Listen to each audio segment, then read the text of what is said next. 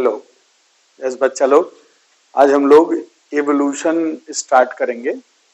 First lecture evolution का लिख दिया मैंने, जिससे लिखने में टाइम ना वेस्ट हो। बेटा इवोल्यूशन क्या है? इवोल्यूशन प्रोग्रेसिव, कैसे कैसे चेंजेस हुए, लाइफ फॉर्म कैसे आई, उन सभी चेंजेस को एक सीक्वेंस में स्टडी करना इवोल्यूशन है।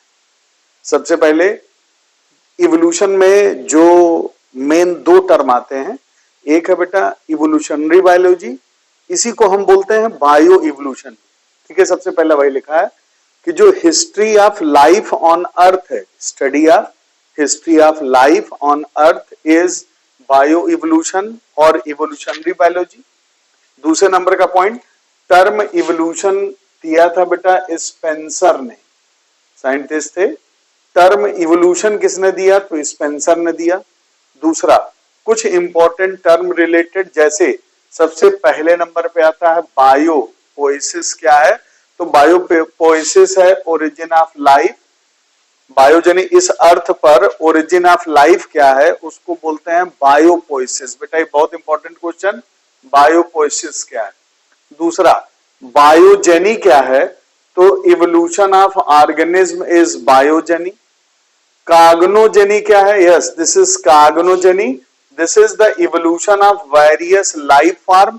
यह बेटा इसी को पूछता है, evolution of diverse life form is cargonogeny. Clear? फिर से, biopoiesis is origin of life on this earth is biopoiesis. Biogeny is evolution of an organism and then cargonogeny is evolution of diverse life form is known as cargonogeny. Yes, अब अगला point आता है कि ये universe कैसे आया, how the universe came into existence. So origin of universe की बात करेंगे। तो बेटा जो पूरा यूनिवर्स है हमारा, सबसे पहला पॉइंट ये है कि it is 20 billion years old. पूरा यूनिवर्स कितना है? 20 बिलियन ईयर्स ओल्ड है।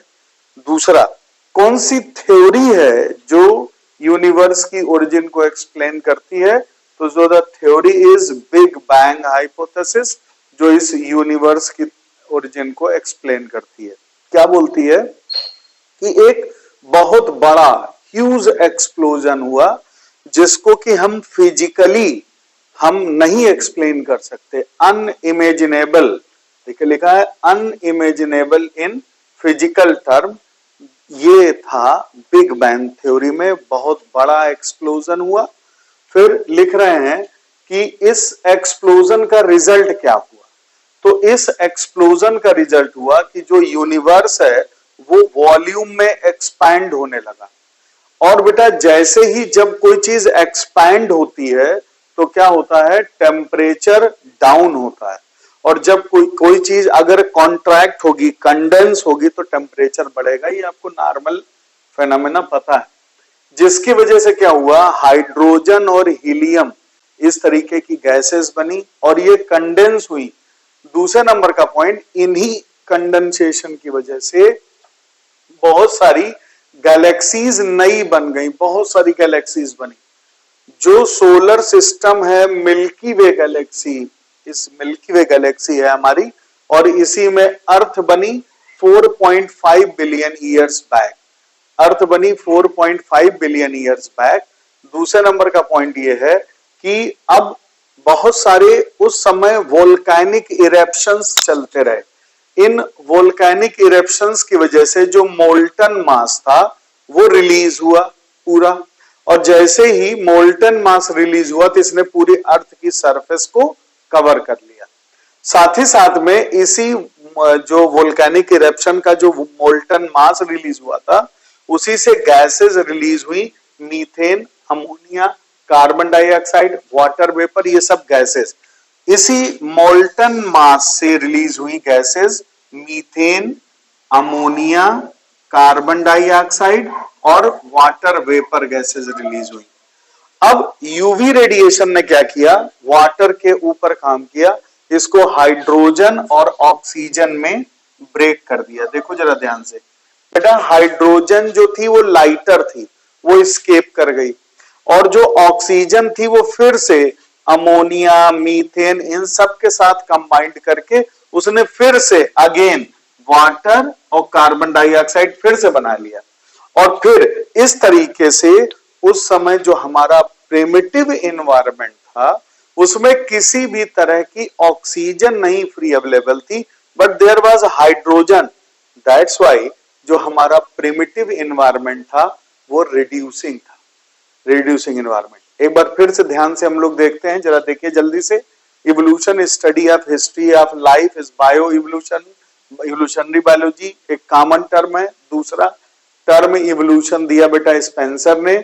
कुछ रिलेटेड टर्म है biopoiesis origin of life on the earth, biogeny evolution of an organism कैसे बने, और काग्नोजेनी इवोल्यूशन ऑफ वेरियस और diverse life form on this earth is cognogeny. Origin of universe की बात करें तो पूरा यूनिवर्स बेटा 20 बिलियन ईयर्स ओल्ड है। कौन सी थ्योरी एक्सप्लेन करती है, तो बिग बैंग हाइपोथेसिस।